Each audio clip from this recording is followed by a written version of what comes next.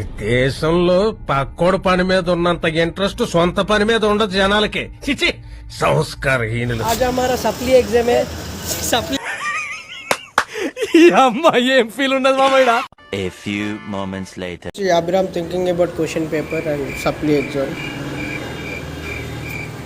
Vinay also thinking very seriously. ఎందుమో అంత serious think చేశాను. Supply exam తన 2 గాజులు అమ్ముకోవాల్సి వచ్చింది.